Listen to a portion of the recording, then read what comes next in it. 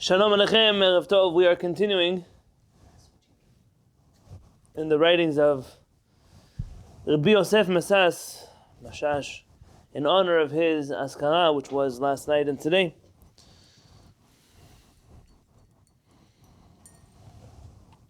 We began an essay called Ol Galut, the yoke of exile, on the permissibility or lack thereof of Jews meddling into non-Jewish politics. I don't purport for this to be a claim or an approach that everyone will be comfortable with or happy with, but that's not the purpose of my teaching this essay. It's intentionally uncomfortable and something that I believe this world really needs to hear. Last night's Shiur will be shared with the community already tonight, B'ezrat Hashem. But for now, we're going to pick up in the middle of the essay. We should be, let me find it in my book and I will tell you then where to find it in yours. The paragraph should begin, Umagam, ki anachnu bnei Avraham. That should be in the Rashi script document,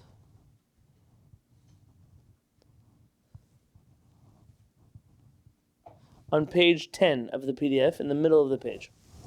10 in the middle of the page. You see this? Umagam. Umagam. Furthermore, Ki anachnu bnei Avraham ish hachesed. We are the descendants of Avraham Avinu, the man of chesed, of kindness. Asher gavar chasdo, who was overwhelming in his compassion. Af al anshe Sodom shehayu ra'im v'chata'im l'Adonai me'od. Who did Avraham Avinu have compassion over? The people of Sodom. Good people? No, they were bad people. What do you mean bad people? I've taught you many times the writings of the Nitziv in his introduction, Ha'emek Davar. These were the people who were the opposite of Avraham Avinu alav shalom. If anybody in the world he doesn't want to live, it should be the people of Sodom. He had every justification to be like us and say, oh, those people, they're this, they're that. Just today I was in a group. This political orientation is a mental disorder. But no, you think that way? You're not a descendant of Avraham Avinu. Sodom is much worse than any other disorder you could possibly imagine. Sodom are murderers, rapists. Avraham Avinu, who mitohar libo akadosh, from the purity of his holy heart, bikesh anahem rachamim milev amok. He asked from the depths of his heart that HaKadosh Baruch Hu should show compassion over the people of Sodom. V'nitvakech im kono v'koach gadol ba'adam. And he fought with his creator. V'gam anachnu. Also us, his descendants. Tzarichim le'choz b'midat kodsho. We have an obligation to hold on to his pure character traits. Dema'aseh avot ya'asu banim. This is a play on a rabbinic phrase. That the forefathers' actions, the children should try to emulate. We should all become people of chesed, of rachamim, of kindness and compassion. Not to hurt or oppress, distress any heart of a person. But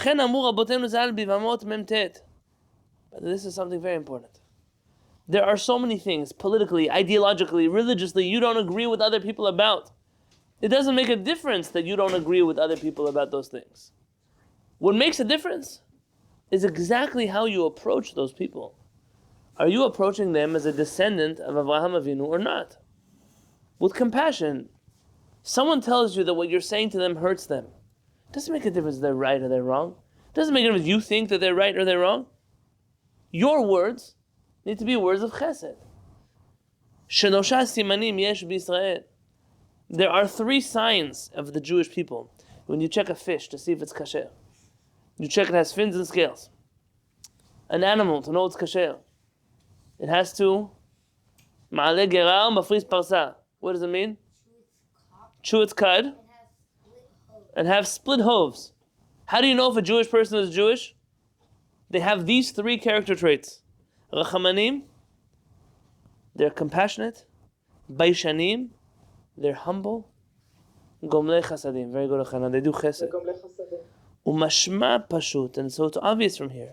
Sha'af im kol umma v'lashon, that with every single nation, every country, every race, every ethnicity, tzrichim nitnaheg b'shlosha devarim halalu. We as Jewish people are obligated to act towards all people with this type of compassion. I just recently heard a famous Rosh Yeshiva that all of you know of,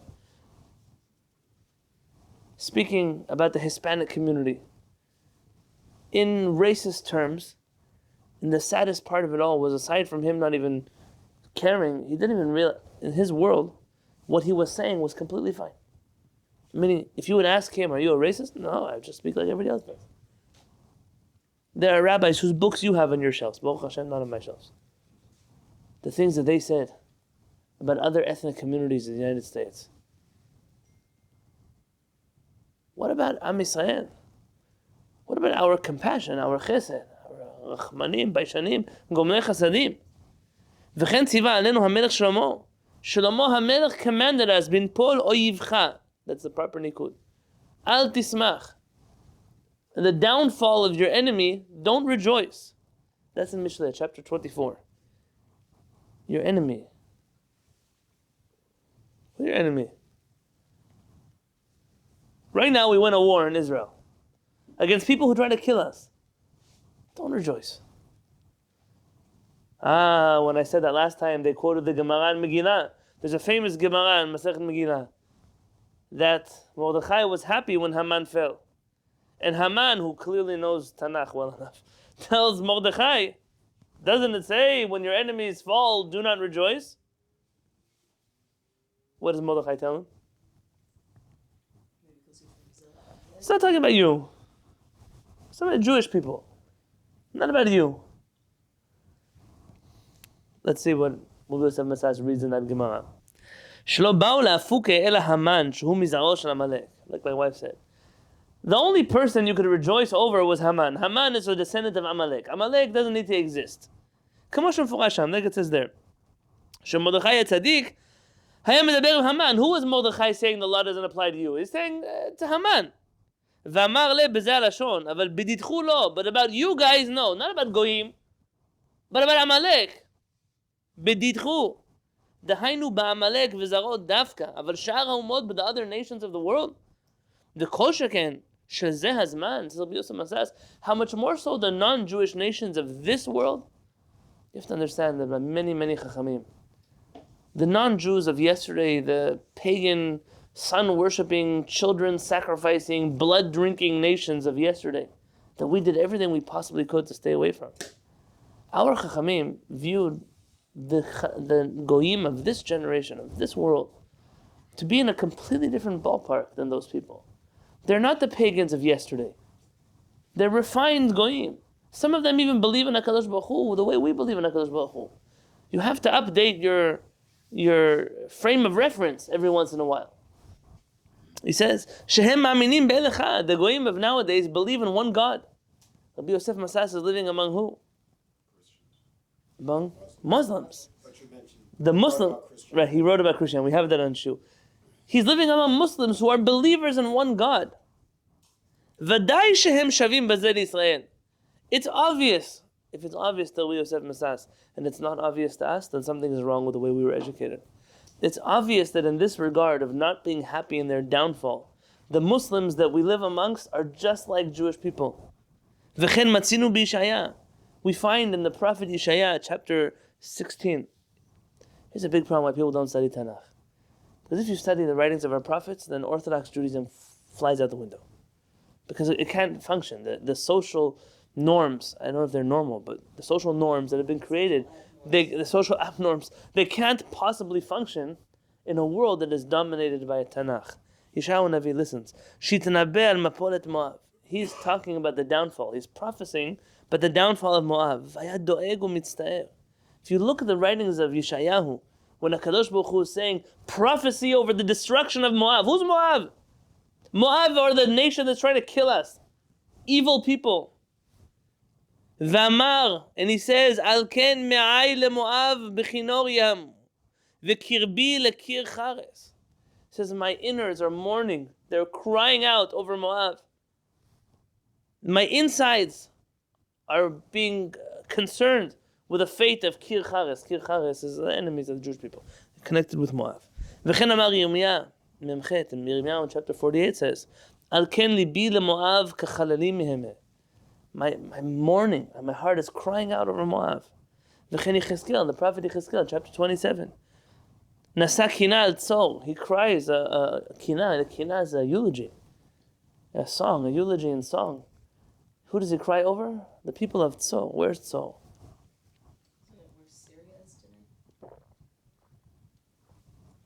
Know the translation of Tzor? Tyre. Tyrre. Tyre. Yeah? Tyre. It's Lebanon. Lebanon. Thank you.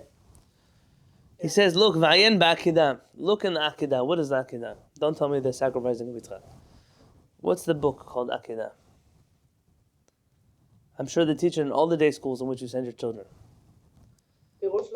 It's a commentary on the Torah written by? I don't remember. Rabbi Yitzchak Arama. If you read the writings, Akedat Yitzchak. If you read the writings of Professor Nechama Leibowitz, Alei Shalom, she quotes him heavily. Akedat Yitzchak is one of the staples of the Sephardic readings on the Chumash. He says, look at the Akedat Yitzchak. Resh Parashat Balak, in the introduction to Parashat Balak. Maybe we should do this together one day. I don't have time tonight. Dvarim yikarim bazeh. Look at the precious things that he writes about concern over the goyim. V'mefarshim pirshu al pi targum. But look at the commentaries.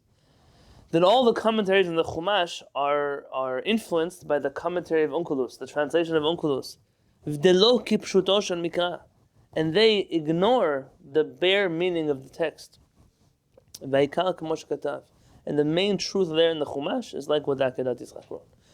There are many times when you read the Chumash and you see that all the Mefarshim are reading something a certain way. But the Emet is not like that. Don't be scared. What I'm telling you now is not scary. You always have to make choices in Halakha. You're always going to have to choose between a Shulchan Aruch and a Ramah, between a Rambam and a Ravad, the Hillel and Shammai. You always have to make a choice. Just because you make a choice doesn't vilify someone else.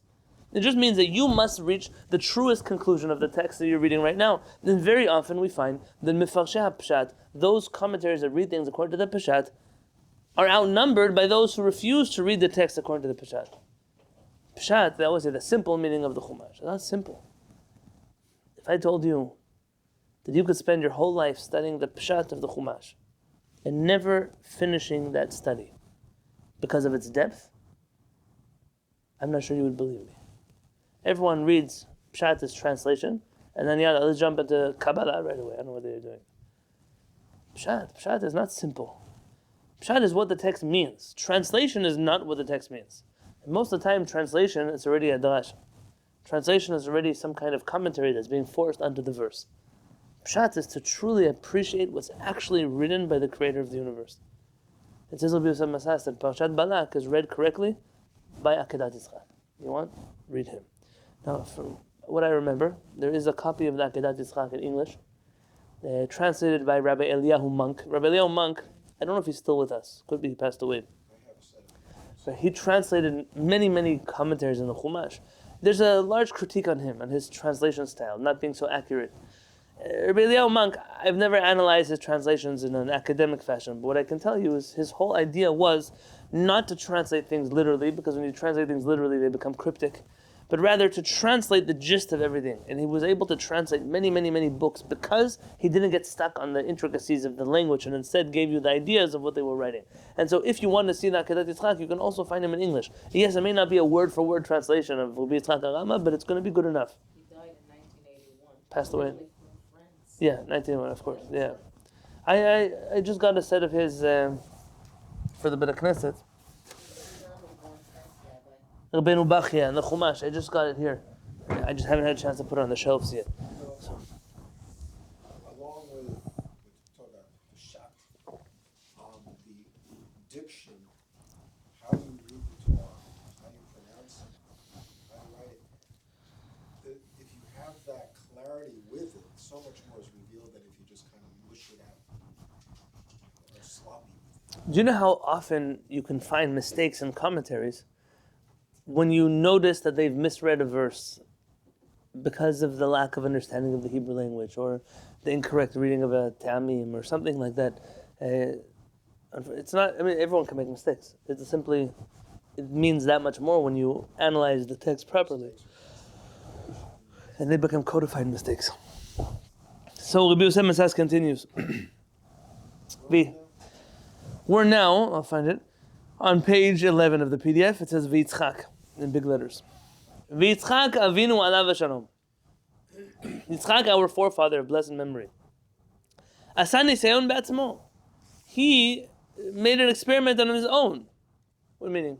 He set an example, set a precedent for us. Liot siman lebanav, to be a precedent for his children. Shalach le'eretz Pilishtim. Yitzchak Avinu travels to the land of Pilishtim. V'hira atzmo lifnehem, and he showed himself to them. Shehu gadol be'osher u'v'chavod. We know that at this point in Yitzchak Avinu's life, he's already a wealthy man. He's very honorable, very prestigious. K'mo shekatuv, v'yizra Yitzchak, v'yigdal ha'ish. What does Avimelech and the people of Pilishtim, what do they respond back to Yitzchak? V'yomeru lo, lech mi'imanu, leave us, go away from us. Ki atzamta mimenu me'od, because you have outdone us. V'az v'yelech misham, and what does Yitzchak Avinu do? He leaves. V'hu asa et zeh, why did he do it? Kedei lelamed et banav acharav, to teach his children, us, after him. Shelo yitnagu be'eretz galutam b'mala v'chavod neged shechenehem, not to show off our wealth and our prestige, our status, to our non-Jewish neighbors in Galut. She'im yasu ken, because if we do this, yigarshu otam me'artzam, the goyim will send us out of their land. You're wealthy? Fine. Why flaunt it in front of people that are jealous of you? The only thing that can happen from that is exile. That's what happened to Yitzchak Avinu. He showed his wealth in Pilishtim, and the Pilishtim sent him out of the country. V'hagirush shenanu lo k'mo shel Yitzchak Avinu alav shalom. Our exile is not like the exile of Yitzchak Avinu. Ki zechutei hayta nafisha ve'amdano. Because over there he had a pure soul. His girush, his exile, it did good for him ultimately. V'gam b'oto zman lo hayta sinat hadat. In Yitzchak Avinu's generation, there was no religious hatred. Chacham Fa'ur talks about this in his book, maybe perhaps the gospel according to the Jews, but religious enemies versus political enemies. At this point in time, there were no religious enemies. ולכן היה גירושו מארצם דבר קל. So they get up and go from one place to the next. He didn't become an evil Jew in another country. In Pilishtim it didn't work out. He went to the next place.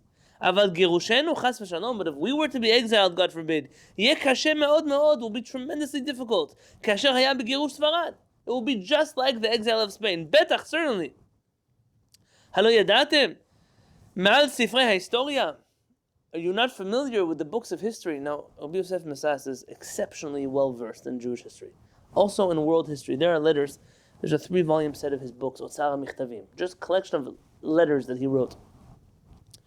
People ask him halachic questions. They ask him advice on life. They ask him all kinds of things.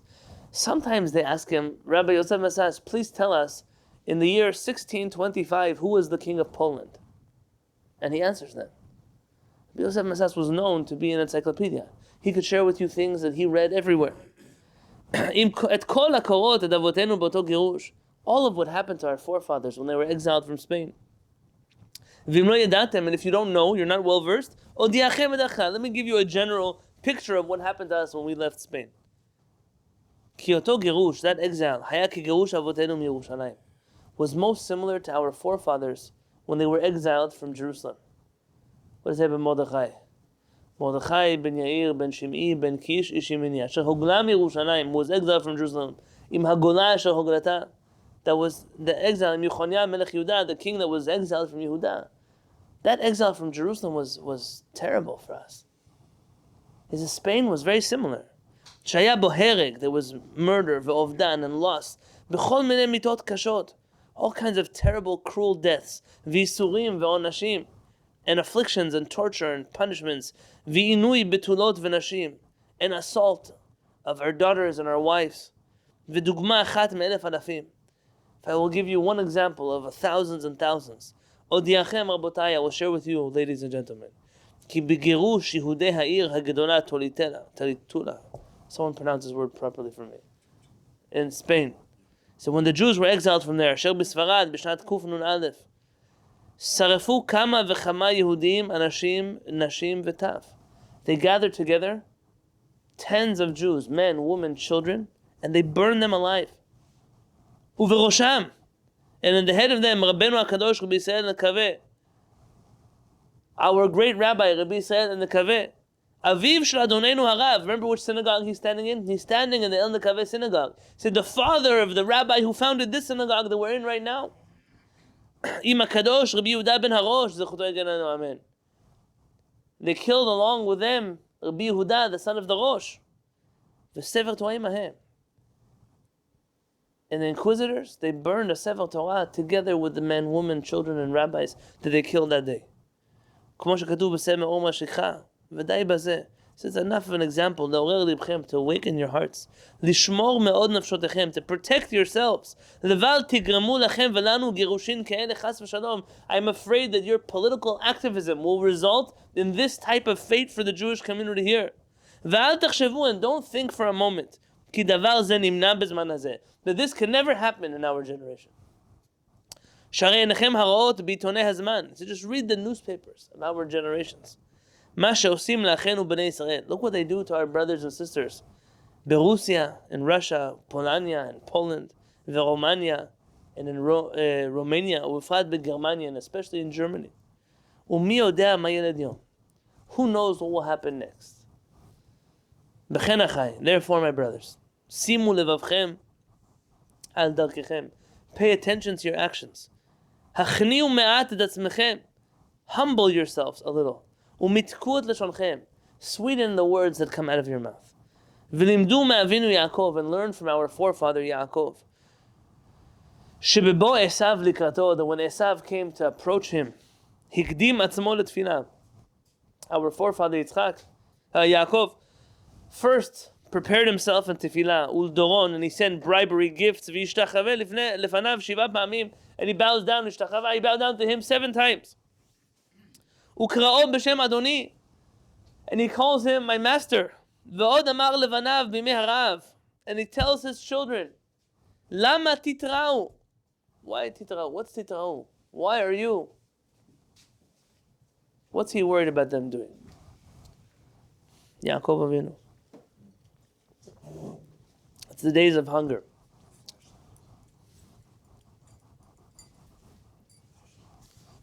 Show off. Yeah, why are you showing off? Why are you flaunting yourselves? דהיינו, למה תתראו נגד שכניכם הגויים שאתם שבעים? Why are you showing off to your non-Jewish neighbors that you are satisfied? טוב לכם להסתיר עצמכם. It's good for you to hide yourselves. ותלכו גם אתם לשבור בר במצרים. Go also you to Egypt to gather food. ומעשה אבות סימן לבנים כיצד יתנהגו בגלותם. And we should learn from this example, from our forefathers, exactly how we should act in exile. Avraham Avinu has compassion even over his enemies. Yitzchak Avinu, what happens to Yitzchak Avinu? Yitzchak Avinu, alav shalom, he realizes that when he shows off in Pelishtim, Eretz Pelishtim, that Avimelech ultimately asks him to leave, and he goes. Yaakov Avinu, alav shalom, he tells his children in the days of hunger, don't flaunt your wealth. Don't show off to everybody how much you have. Did Am Yisrael ever learn the lesson? You know, there's a famous joke that one guy is sitting at a bar in an airport, and he sees a Martian sitting there from Mars. And this Martian has purple hair and yellow eyes and green cheeks. And he's talking to this Martian. He says, Martian, tell me, where are you from? He says, I'm from Mars. He says, listen, do all Martians have yellow hair? What did I tell you? Purple hair. He says, yeah, of course. Do all of them have green cheeks? He says, yes. So do all of them wear fur coats? No, only the Jewish ones. No, you're probably familiar. There was a generation here in America. I don't know if it still exists. A generation here in America where all the Jewish ladies in the world had to have real fur coats. Now forget for a moment animal cruelty, forget all of the animal rights stuff now. Just the fact wearing something that costs someone else's car or someone else's mortgage payment. It's a flaunting wealth. There's a little boy once came to my Kehillat, His parents, they come here only sometimes. The rest of the time, they go to another Beit Knesset. Let's just say it's not exactly the same as Kehillat HaShamayim. It's a huge building and it has valet parking on Yom Kippurim. And this kid loves to go to that Beit Knesset. Why? He said he stands by the valet parking. He loves cars. He's a little kid who loves cars. Lamborghinis, what's the other one? Bentleys, Porsche. He says he stands there and he sees all these Jewish people dropping off their car by the valet, and he looks like a car show for him. Oh, the guard, right? The guard there told us the same thing. He said bar mitzvahs, he always knows when a Jewish bar mitzvah is happening based on the cars that are showing up there. So I know you think it's normal, so I can't help people that think it's normal. Park the Cadillac around the corner and walk 2 blocks to Shiur. Well, now they have the valet parking at the shul. You don't have to park around the corner. Why? Why? Because we show off. I was once sitting in a car with Rabbi Yosef Messas, my rabbi in Baltimore. We're driving through Manhattan, Times Square area. There was a huge advertisement for a car. I don't remember which car it was. And he looked at this advertisement. Rabbi Messas was a wealthy man. He was not a poor man. He was a wealthy man. And he turns to the back of the van. There's like 10 of us in the back of the van. And he says, tell me, why do people drive expensive cars?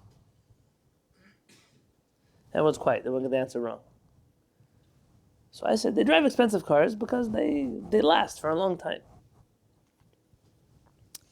And he says, tell me a pircha on your statement. Pircha. What's a pircha? Pircha means uproot your... Give me a disproof to what you just said. I said, I don't know. It's not a Gemara. I just look at a billboard for a car. And Rabbi Teller says, these people who buy expensive cars, every 2 or 3 years they change the car. So they're not buying these cars because they last longer than other cars do. It's not because a Ford is fix or repair daily, but it's because they, what? To show off. Listen, the world wants to show off, fine, but who gave Jews the right to show off? Furthermore, this is the next paragraph. It's on page 12 of the PDF. HaKadosh Baruch Hu already commanded us in the Torah. Lo titaev edomi ki achichu. Titaev. Abba, nikuda nachon? Titaev. Right, titaev, I think so.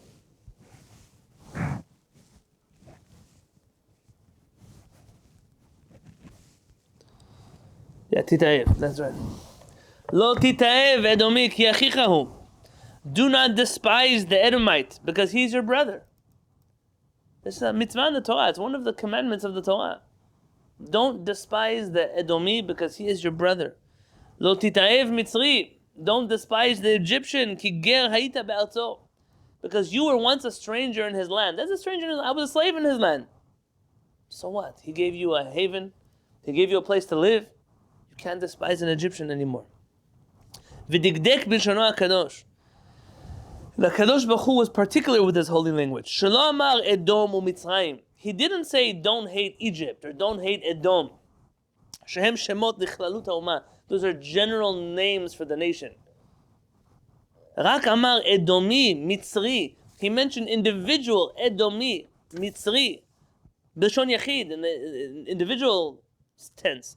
Dekai al kol echad ve'echad, meaning every single Edomi and every single Mitzri. No matter how good or bad he is. Lo titaevenu ki achichahu. Don't hate him because he's your brother. Ki ger hayita be'artzo, because you are a stranger in his land. V'im ken kal v'chomer le'elu. How much more so to the non-Jews that we live among them today. De'it behu tarte. They have 2 elements to them. Shehem achenu, they are our brothers. V'anachnu gerim be'artzam, and we are guests in their land. Here Rabbi Yosef Messas does something.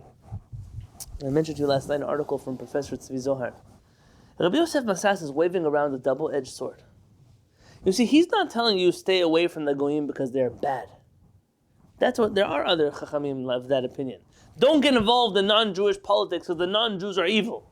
That's not at all Rabbi Yosef Messas' opinion.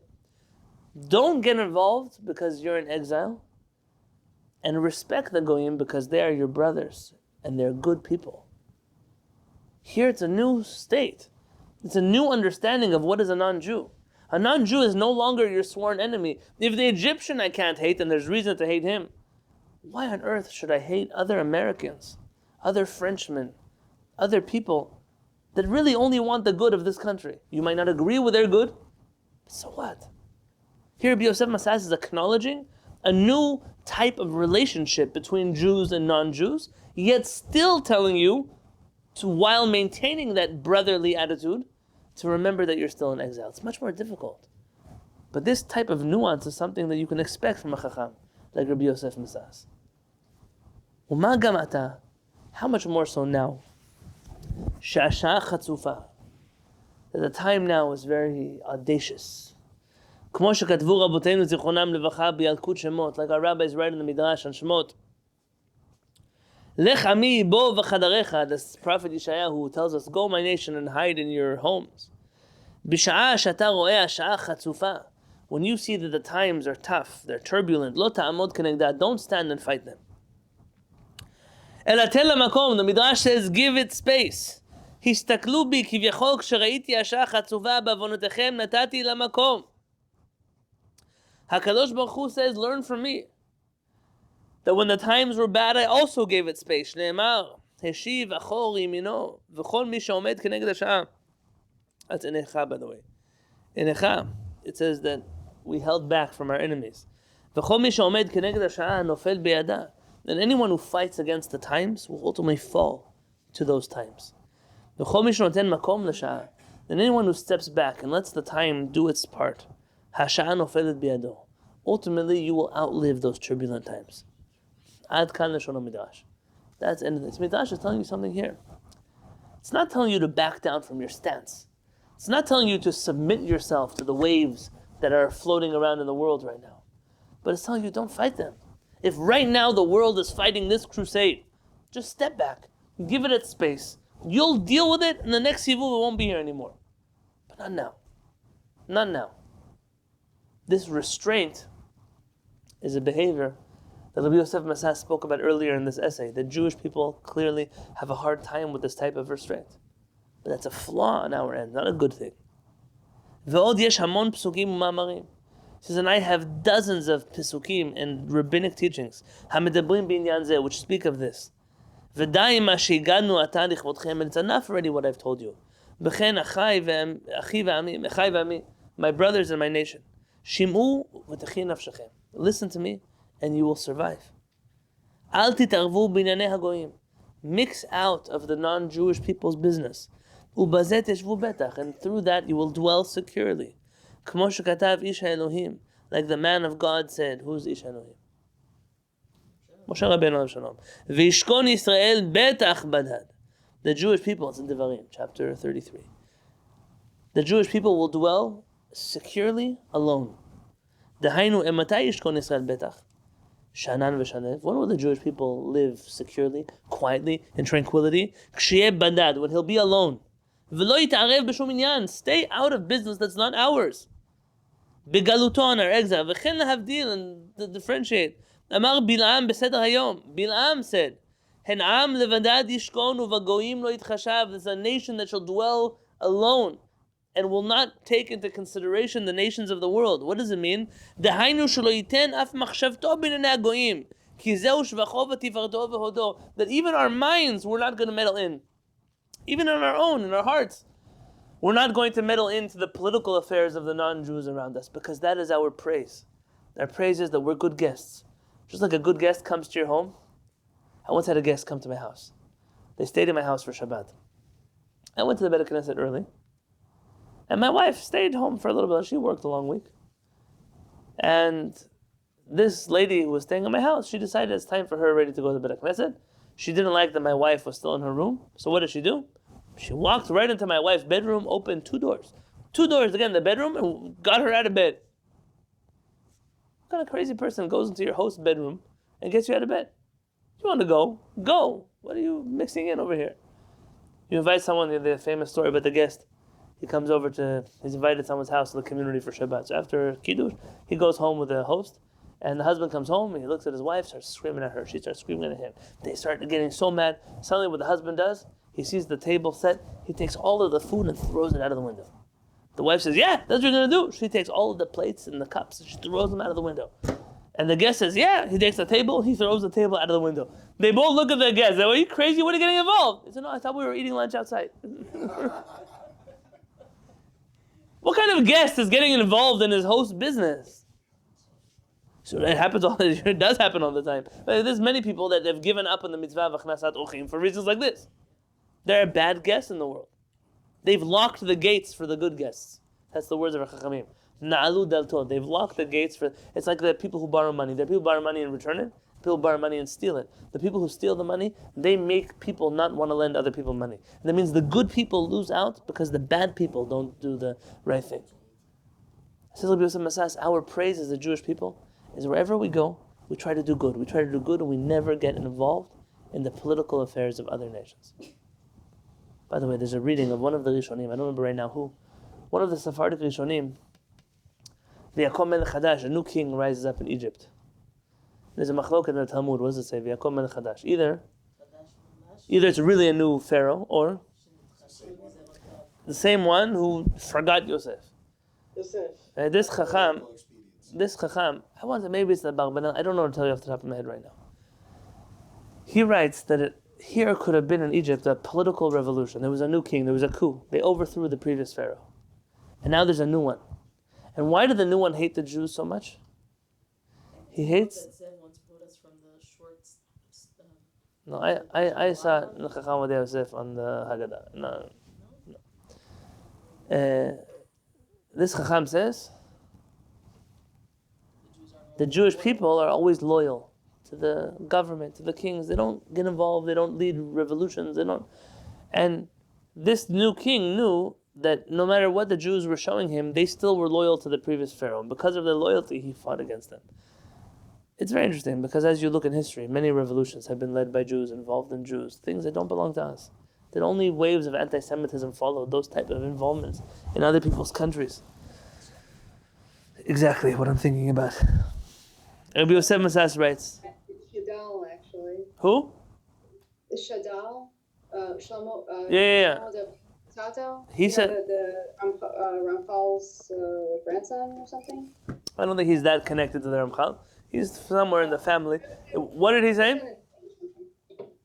Yeah, he was saying something like what you just said, is that the new pharaoh was from a different dynasty. Like there was a previous group of pharaohs, like the pharaoh from Joseph's time, were the Semite kings that were like actually from outside of Egypt, who were in control of Egypt at that time, and they liked Joseph.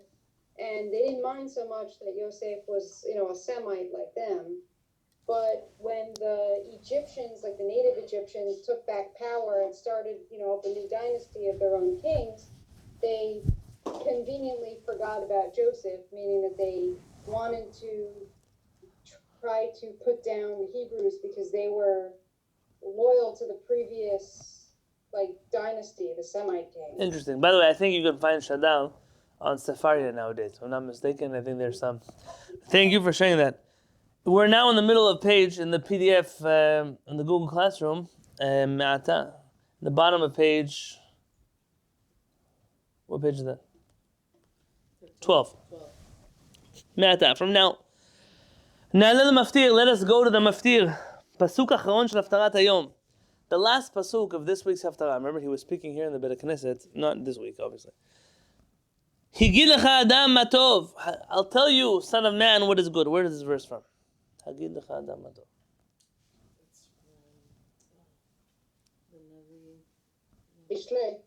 No. Navi, it's man Naviim. I'll keep reading. Uma Adonai doresh mimecha. What a Kadosh Baruch Hu asks from you. Ki ma'asot mishpat. Do justice. V'avat chesed. Love kindness. Micha, very good, chapter 6. V'atznei alechet im Elohecha. And walk humbly with your God. Micha, chapter 6. ורצה לומר, he means to tell us, הגיד לך הקדוש ברוך הוא אתה אדם. הקדוש ברוך הוא tells you, son of man, מה טוב לך לעשות.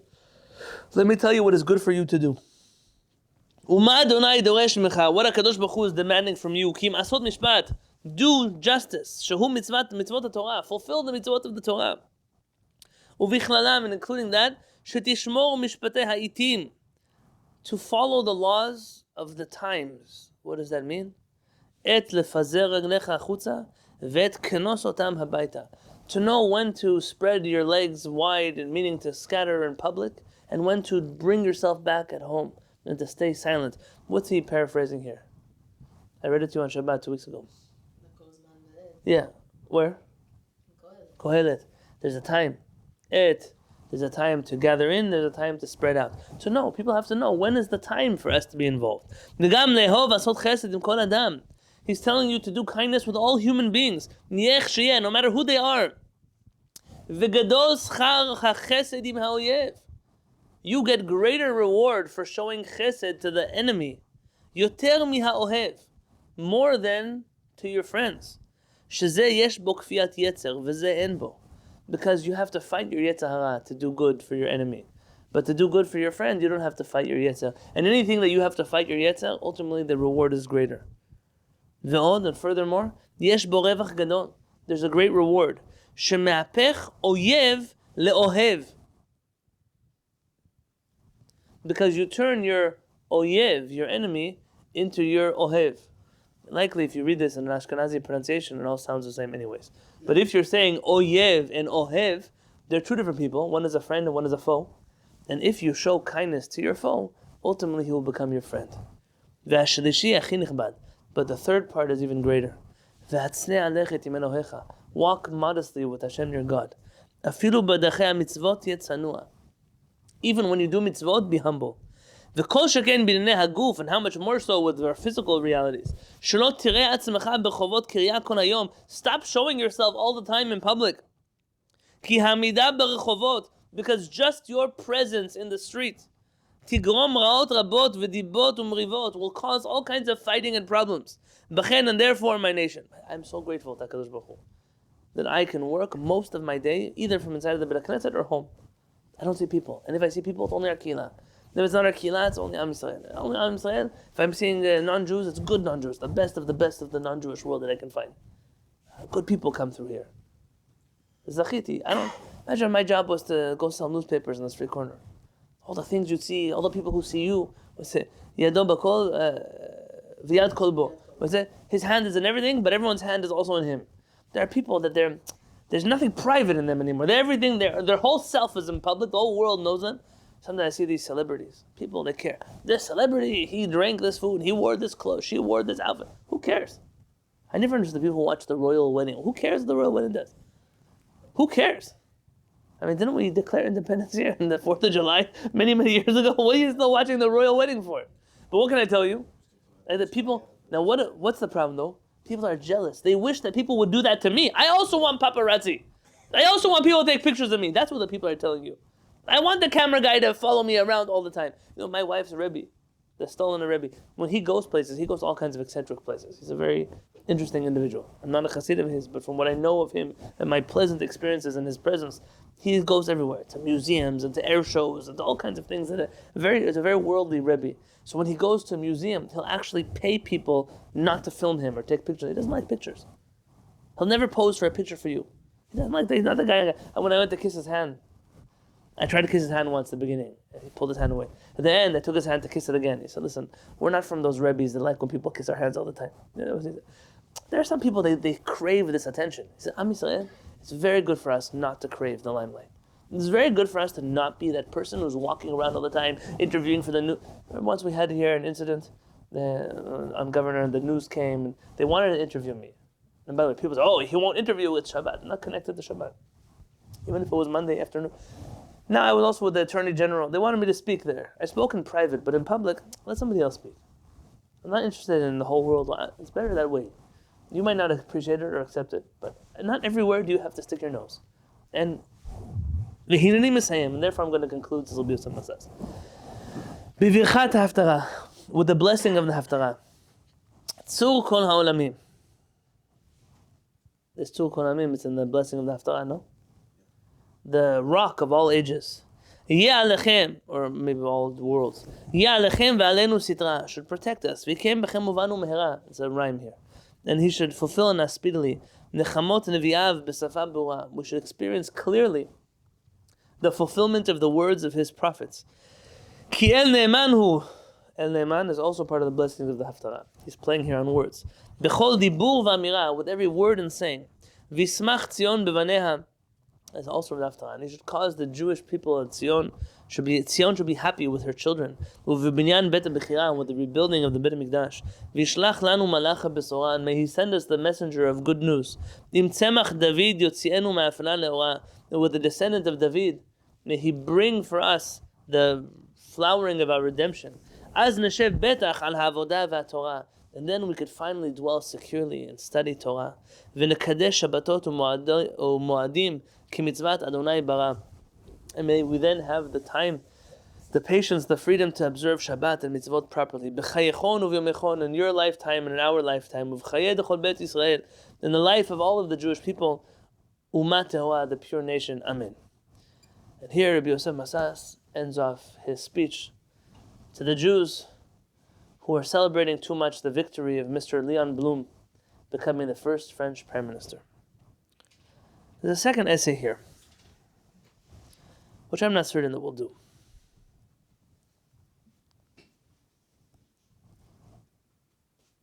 Have time to do it. Do you have patience for me? It's part of this essay. It's a continuation. It's simply the part 3.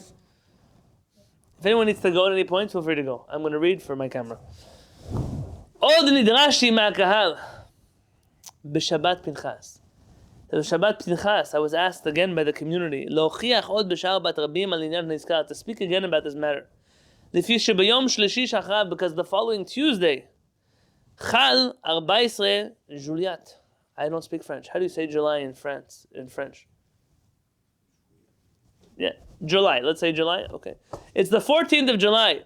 Shehu Chag Gadol LaNotzarim. It's a very famous holiday for the Christians. Very good. It's Bastille Day, and I'm sure the French don't say Bastille. I'm sure they don't. They must have a fancier way to say that word. They stormed the Bastille, and Rabbanit, can you please tell us about the Bastille? it's just when the French Revolution started. 1789. 1789. Yes. The people rose up. Inspired by the American Revolution in 1776, and they rose up against. Of course, they were inspired by the Americans. Yes, that's for sure what they told us in America, that we inspired the French.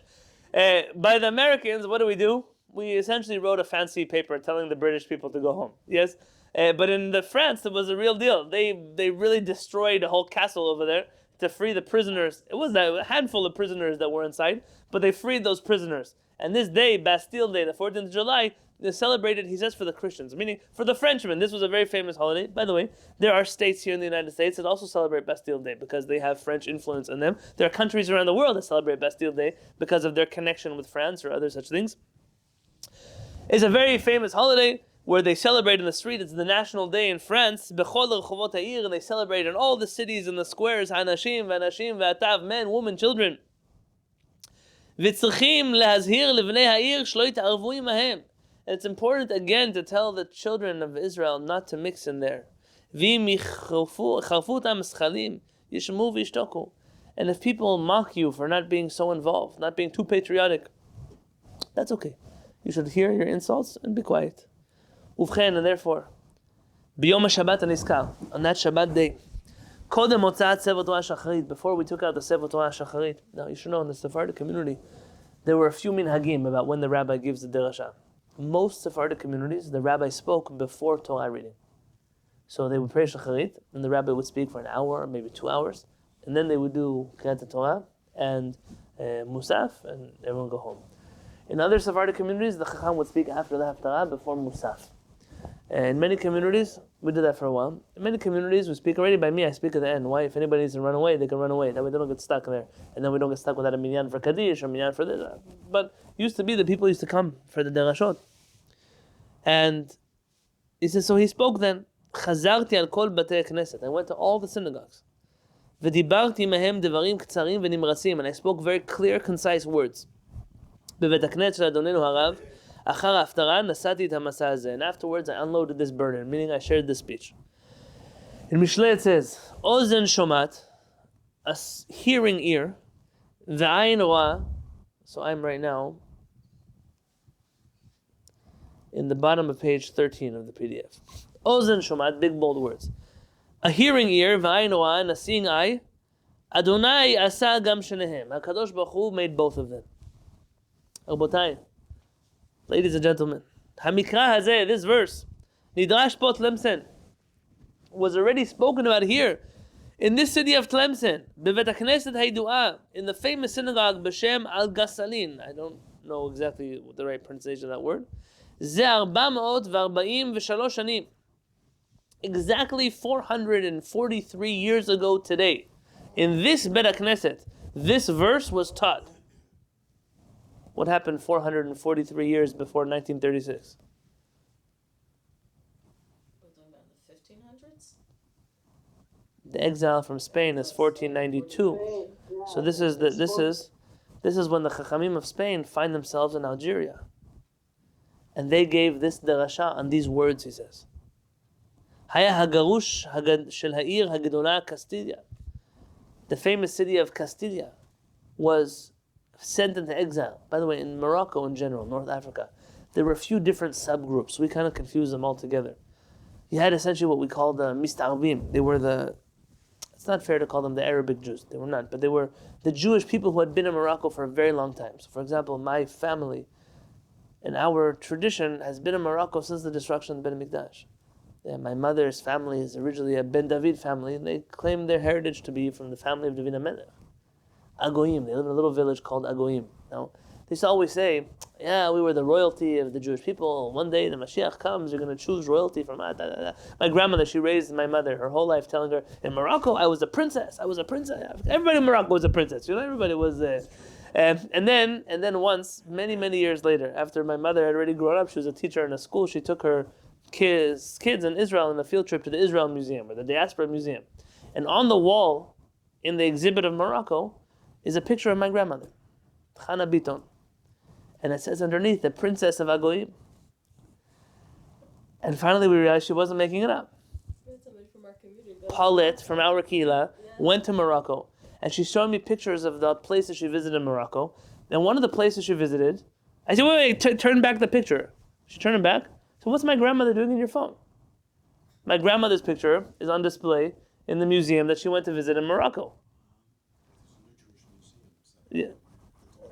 Now, right. Now my suspicions also, every generation has to be suspicious. We had a man come through here. I won't mention his name. It's been a long time, he hasn't been here before. He's the employee of the king of Morocco. He's a Jewish man. He lives in Mogador, in Morocco, still. Yes. He gifted me. Can you bring me this Haggadah here? It's the yellow book, the tall, thin yellow book, right next to the Shulchan Aruch. He gifted me with this Haggadah of Pesach, with Chachmei Mogador, with all the teachings of the rabbis of Mogador on the Haggadah. And it's beautiful things here. Rabbi Yosef Knafel was a rabbi in Mogador. Yeah, I used it in the last community setup before COVID. This was the Haggadah. That's why it's here. And then we left. I never took it home. So he told me, "Where's your family from in Morocco?" I said, "My family is from Agoyim." Oh, Agoyim. I said, I have to understand what Agoyim is like. Agoyim is like, you know, when you're driving to Central Valley, California, and you pass through these places. They're not even on the map. They're just like, it's like some houses on the side of the road. It's like a village. It's really a village in the middle of nowhere in Morocco. He said, your family's from Agoyim. We have a tradition in Morocco that the Melech ben David, when we have a new king in Jerusalem, we're going to choose him from the families of Ben David and Agoyim. That's our tradition. Look at that, all these years, my grandparents weren't lying to us. You know, that's an amazing thing. Yeah? Finally, we know the truth. So here, we're standing in this place. The Jews have, so those are Mistarvim, I told you. Then there's another category of Jews. We call them the Megorashim. The Megorashim are the exiles. They're the Jews that came from Spain to North Africa. Yes. Those Jews that came from Spain to North Africa, they had a completely different set of customs and literature and Sidurim even. And they were their own Spanish Jews in Morocco. And they were distinct communities of the Moroccans and the Spanish, not like when I say Spanish Moroccans now, you're thinking French Moroccans and Spanish, that's already a different divide. Yes? They used to call them not Moroccan, Espaniolim. Yeah, Españoli, very good. The Españoli community. And that wasn't the only place where that's the case. You have other Sephardic communities where there are similar divisions here. And there are communities today that still separate themselves. But we're the Moroccans, the Moroccan here, the Moroccans. So guys, it's been hundreds of years since neither of you are nowhere. It's unbelievable to me that people still hold this war high. But he's talking now about Chachmei Castilla. V'Agape and all the other rabbis, Shobi Sfarad, when they left Spain, ובאו הרבה מהגדולים לפה העיר התלמסן, and many of those חכמים, yeah. So they spoke Spanish? Of course. The song that we sing, Bendiga Mosanatisimo, we've been singing it for, we've been singing it for hundreds of years. My mother-in-law's family was all French. Hundreds of years. Yes? It's great for communication. They were, in fact, Rabbi Yosef Messas, the Sidur that many Sephardim used was printed by famous Chacham Lopez. He was the one who printed that Sidur. So, in case you're wondering, Jewish people very quickly forget where we come from. Yes? I mean, we're all born in Poland. Not all of us. ומהם כמה רבנים גדולים ועצומים, and some other giants that came with them, זכר צדיק לברכה. ועמהם הגאון המפורסם, כבוד מרנו הרב יעקב ברב. Said in this Bet HaKnesset stood once Chacham Yaakov Berav. Who is Rabbi Yaakov Berav? From Tzfat. He's the rabbi of who? He's the rabbi of Maran HaShulchan Aruch.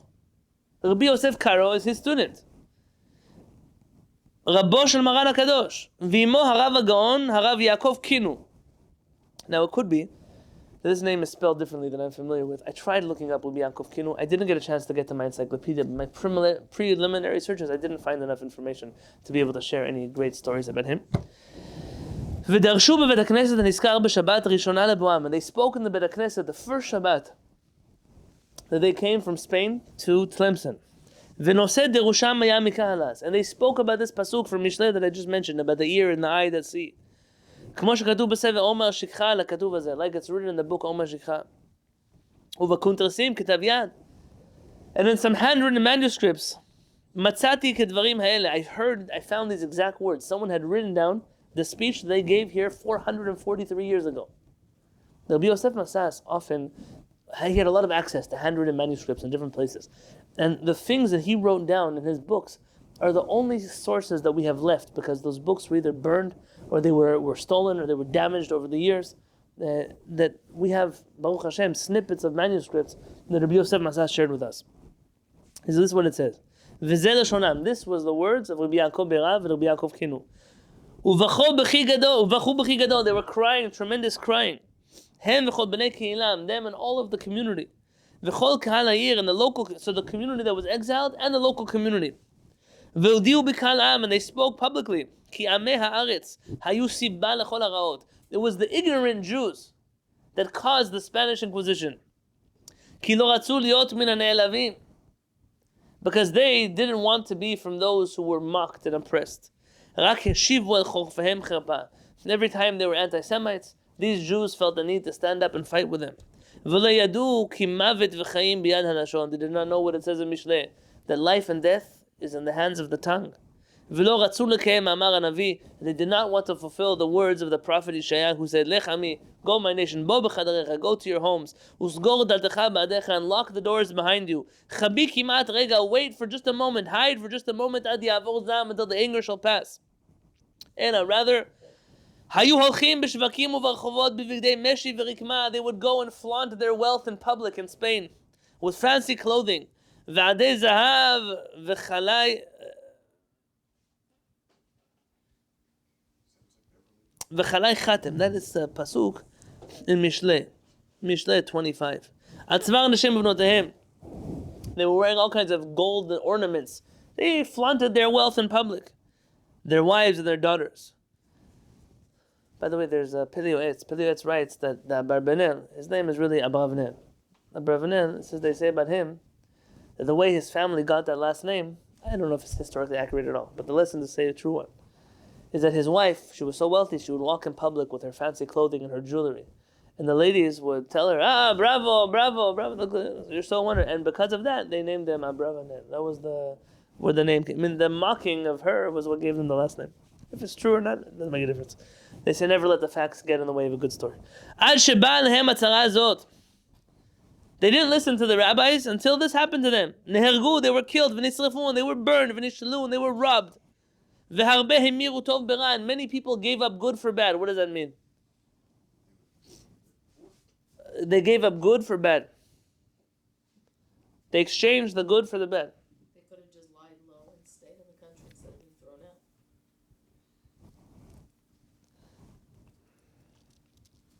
They tried to adjust. 3 types of Jews in the Spanish Inquisition. The ones who died, the ones who ran away, and the ones who converted. He says some of them even exchanged the good for the bad. They gave up Judaism for Catholicism. V'nisharim behem, and those who were survived, ha'enam golim v'nidachim b'ra'av v'tzama. That's us, he says. We are the ones who are exiled now, hungry and thirsty, u'be'erum, we're naked, u'v'chosar kol, we have nothing. Ad kan lashonam. So Rabbi Yosef says, this is the exact speech that was given by the Chachamim who left Castilla for North Africa, saying that we were thrown out of our country because we were quiet in the face of anti-Semitism. But these Jews, they had to get involved. They had to show off to all the goyim, look how rich we are, look how good it is for us, look how fancy our life is. And ultimately, when it came time, we were the, what did he say yesterday? We were the target for all the arrows. I said, there's more than this. They're all written down in the books of history of the exile of Spain. And all of them say together, all of the books agree, it was the stupid Jews.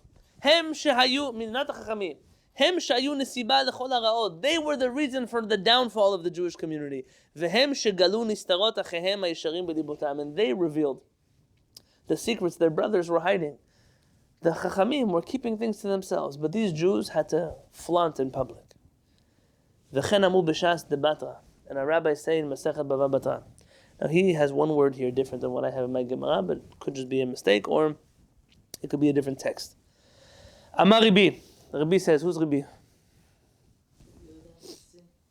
Yeah, I'm right now in the middle of page 14. It says V'chen. Rabbi Yehuda Anasi says, En puranut ban ha'olam. Disaster, the tragedy does not come to the world, ela b'shvil hamei haaretz. Then tragedy comes to the world only because of hamei haaretz, ignoramuses. Kahu chlila dishdo Tveria. Like that crown tax they placed on Tveria. What is a crown tax? Chlila. The monarchy taxes the people. Very good. The monarchy taxes the people. In this particular case, the king wanted a new crown. So who does he get a new crown from? The Jews. Why the Jews? They're all diamond dealers, no? He wants a tax, so what does he do? He taxes all the Jews. So the Jewish community of Tveria comes to Rabbi Yehuda Anasi. And they tell him, the rabbis should also come and pay tax. We're carrying all the tax, let the rabbis pay taxes. Do rabbis have to pay taxes? Even in America, there's some type of parsonage that the clergy doesn't, not all taxes, but clergy didn't have to pay all taxes. The articles you send me, notwithstanding, Ziv, okay? Current events in San Diego, but for right now, the taxes in the times of Chachamim didn't pay taxes.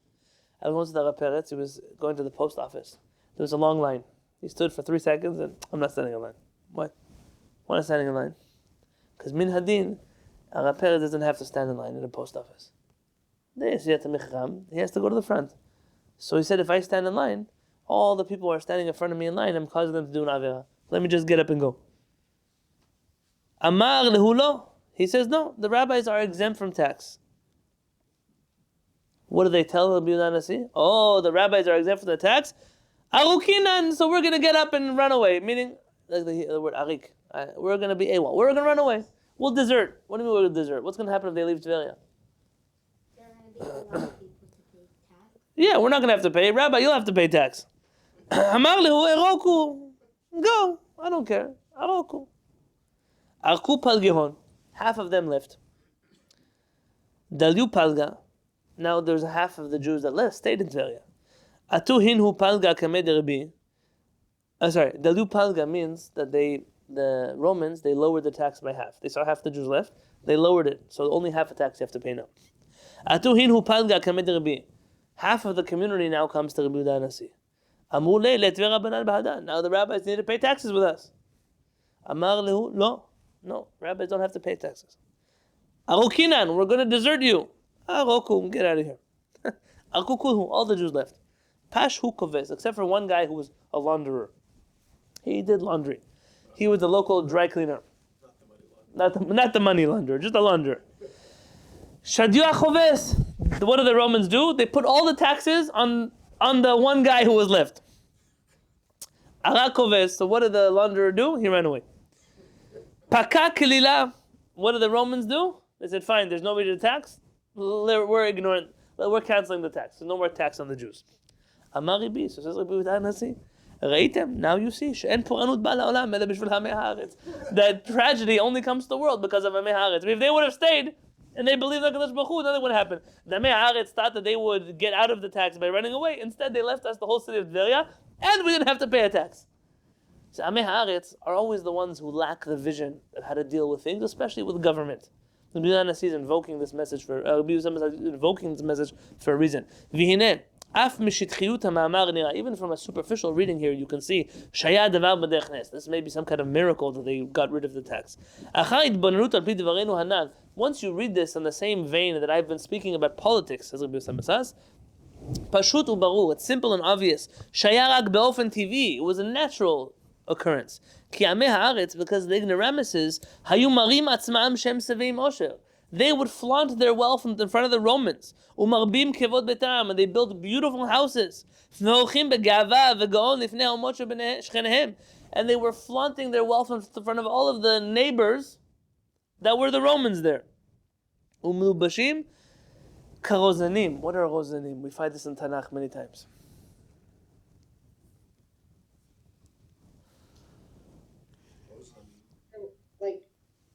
Like chiefs, generals. Very good. You know, like aristocracy. Yes, you could say princes, you could say general officers. Very good.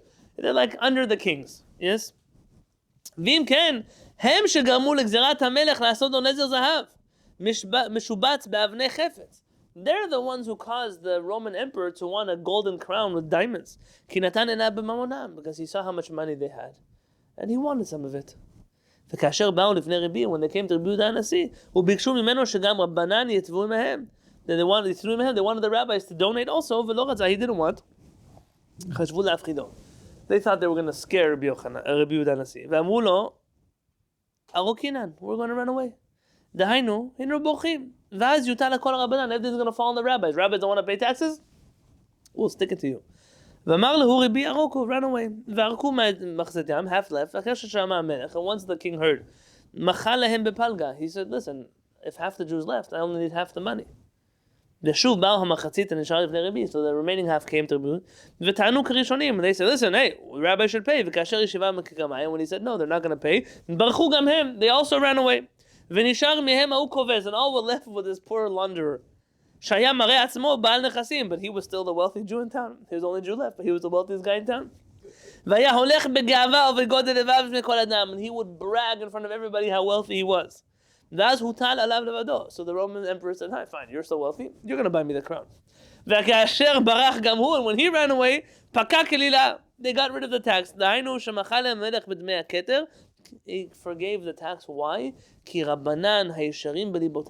Because the rabbis who were honest in their hearts, mekirim begalutam, and were aware that they were living in exile, v'nistarim b'moanotam, and they used to hide in their homes, in their bet midrash. Uksholchim, when the rabbis walked, how do the rabbis walk? What does Rambam say? The laws of Deot.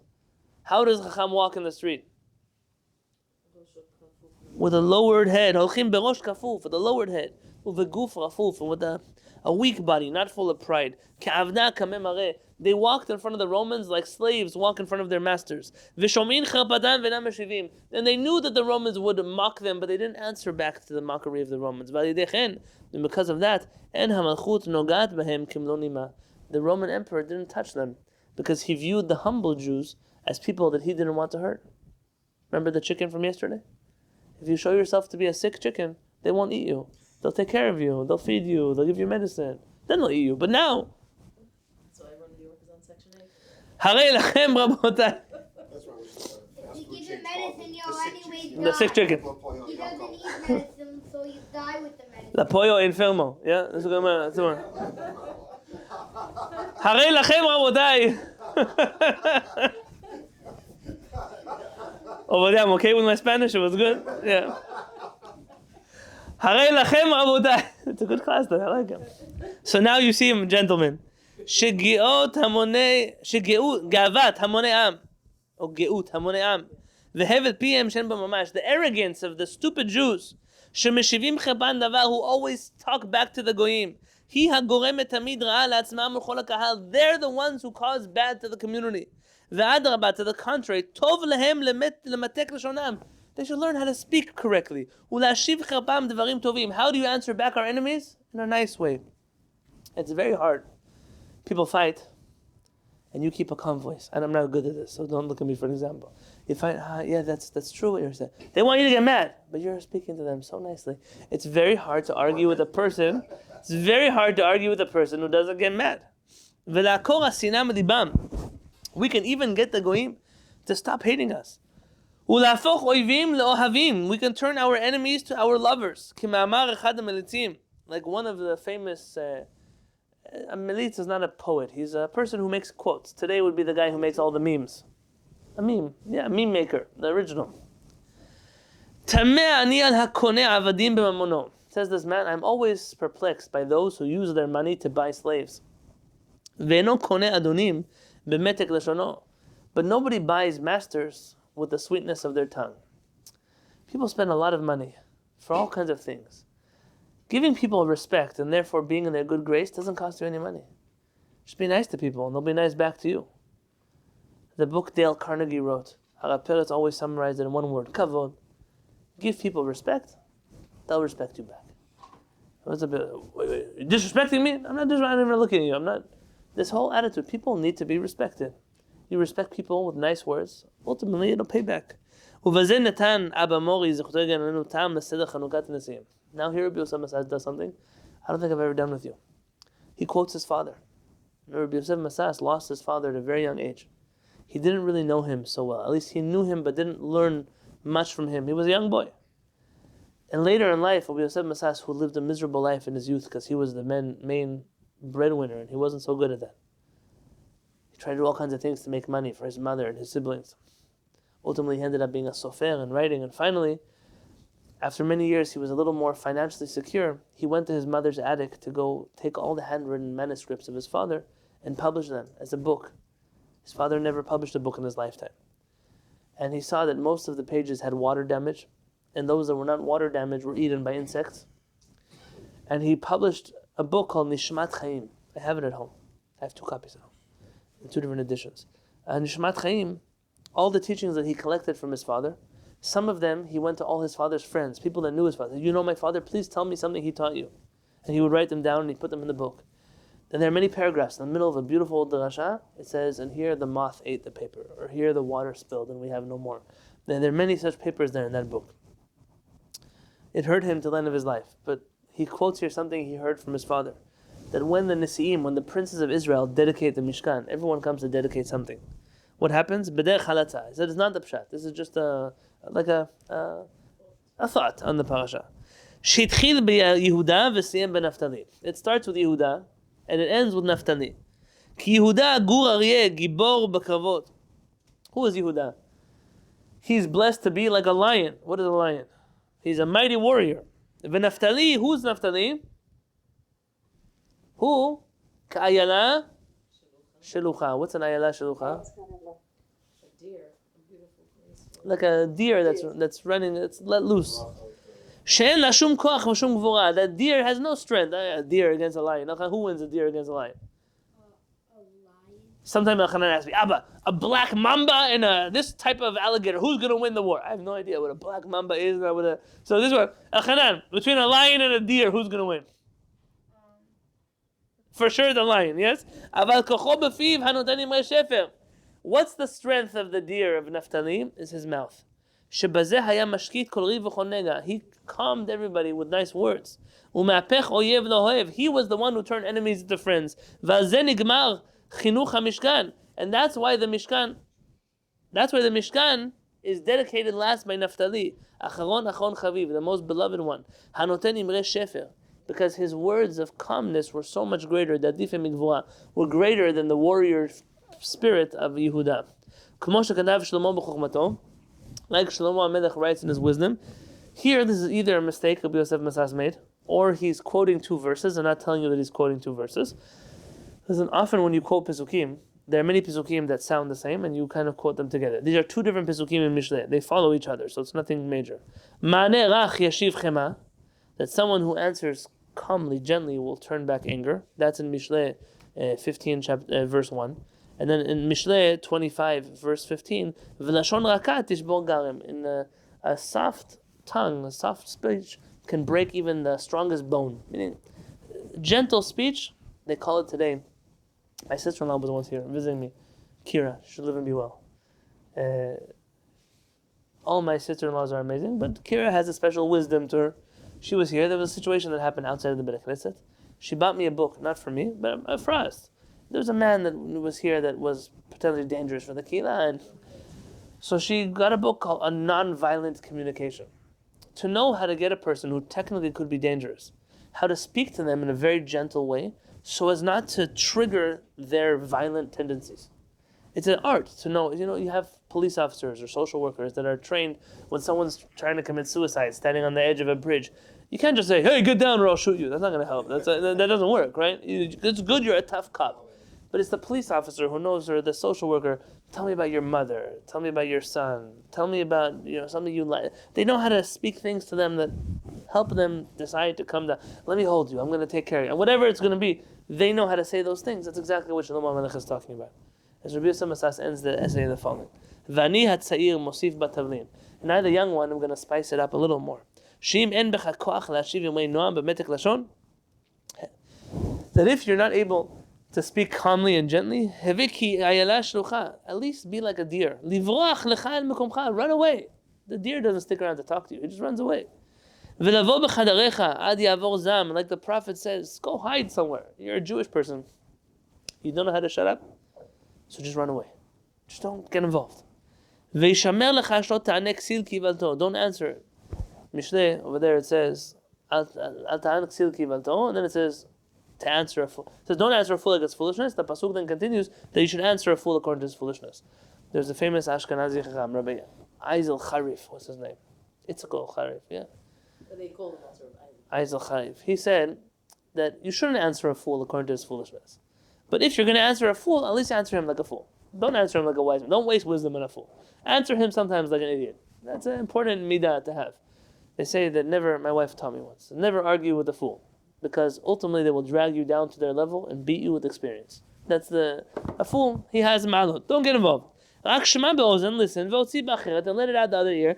Like one of the famous militim said, Oznaim shtayim. You have two ears. Shem ha'echad chorpa. One of them cherpa. One of them is cherpa, denigration, disgrace, insult.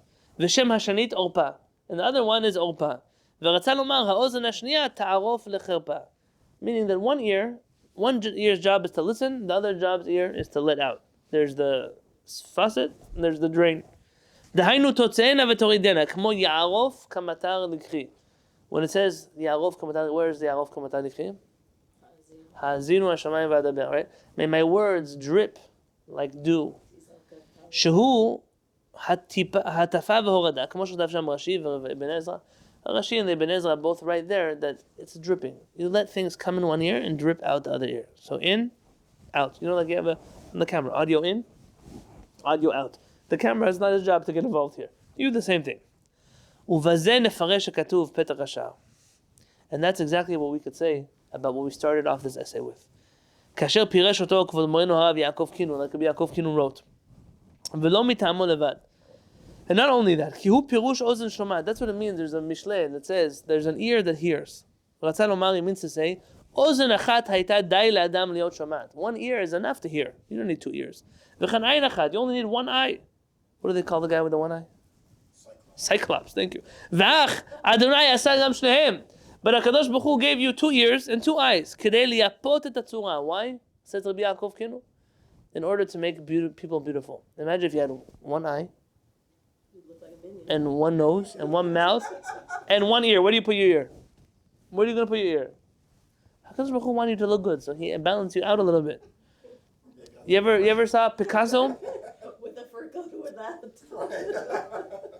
I never understood people. Vani atzair mosivo. Then I, the young one, am adding a little more. Sheba lamdenu. He comes to teach us. Sheniveru shnayim shnayim. We're created 2 by 2. Shishma bezo. You should hear in one ear. V'yotzi bezo. Let it out the other ear. V'chen shtei einayim. 2 eyes. Echat lirot et hasha'ah. V'echat lirot lenolad. One eye should see the present, but one eye should see the future. Don't only get stuck in the present. Be able to see beyond the present. Uvifrat bet azot, especially nowadays. Shanolad kashem meod, that it's very difficult, the world that we're in right now. Shanachnu umdim ben mitzarei sheol. We are standing between mitzarei sheol. Tell me where in Tehillim it says that. Mitzarei sheol mitzauni. Yes, Tehillim 116. Rabbi Avraham, and I wrote it down. Don't remember. I write notes in my books. Don't worry. Rabbi Avraham ben Ezra writes over there. What does mitzarei sheol mean? From the sufferings of sheol. Why sufferings? He says there's 2 sufferings. Not just one suffering. You're stuck between 2 hard situations. He says tzara baguf v'yagon banefesh. You're stuck between the suffering of your body and the suffering of your soul. There's 2 sufferings here. He says we're stuck between sufferings. Oyev pnimi. We have an inner enemy and an outer enemy. Enemy is foreign and domestic, is what you would call it today in American English.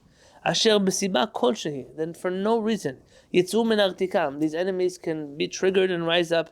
B'chen tzrichim mishmeret lemishmeret. We need especially to guard ourselves. Lachsom pinu be'elef askan. Ulai yitashet Elohim lanu. Maybe HaKadosh Baruch Hu will have compassion that if we hold back, show restraint, then HaKadosh Baruch Hu will have compassion on us. Especially this week. Make sure not to go out for the celebration of Bastille Day. Because the Satan dances there. It's very possible that it can cause an anti-Semitic incident. By the way, if you should know, in the last 20 years, on Bastille Day, there have been at least 3 terror attacks. Just so you know. It's not something we're not heard of. Yeah. Nuts, I think the most recent one maybe was 2016. Maybe more. There was a Tunisian man who had killed a significant amount of people on the Bastille Day celebration. Therefore, gentlemen, we're begging you. Pay attention to your actions. The HaKadosh Baruch Hu should protect us and redeem us. And he writes to the reader, and I want to let you know, the Jewish people were righteous. And they listened to our words. And they closed their mouths. And many stayed home. And everything passed calmly and smoothly. There was nothing wrong, no screaming, nothing bad. And then he ends off with a poem. If you look at this poem, you could see that he puts a lot of apostrophes there. The first line spells Yosef. The first letter spells Yosef.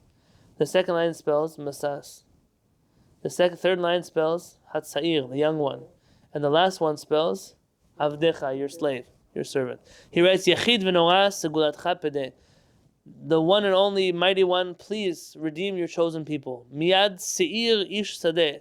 From the hands of the hairy one, the man of the field. Who's he talking about? The hands of Esau. Hater tzura al-yedei chamecha. You should please free the binds of your people.